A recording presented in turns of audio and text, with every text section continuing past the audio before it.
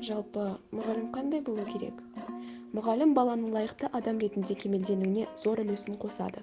Сол үшін, ең алдымен ол рухани әлемін дамыта отырып, өнеге болатын тұлға болуы тиіс. Мұғалім болу, білім беру мен түсіндіре алу қабілеттерін де қажет етеді. Бұл үшін ұстаз өзіне назар аударып, оқу материалын нақты ұсына білу керек, ал бұл қасиет бәріне берілмейді. Соңғы 2 жыл барлығымыз үшін қиынға соқты. Пандемия, карантин. Бірақ сіз соған қарамастан түсіністікпен қарап, қолдау беріп, бізге аспандағы жұлдыздай жол көрсеткенсіз, қол ұшын созғансыз. Сол үшін 1000-да-1 алғысымызды білдіреміз. Құрметті ұстаздар, сіздерді бүгінгі мерекелеріңізбен құттықтаймын. Сіздерге өмірдегі барлық жақсылықты, денсаулық пен бақыт тілеймін. Қолдауыңыз бен көмегіңіз үшін 1000-да-1 рахмет.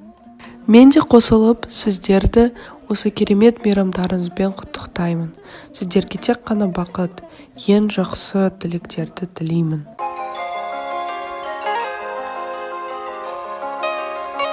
Таңдаған көңілдегі толғамымды, шынаған тәрбиемен талғамымды, өмірдің маған сыйы деп білемін. Өзіңдей жанға шәкірт болғанымды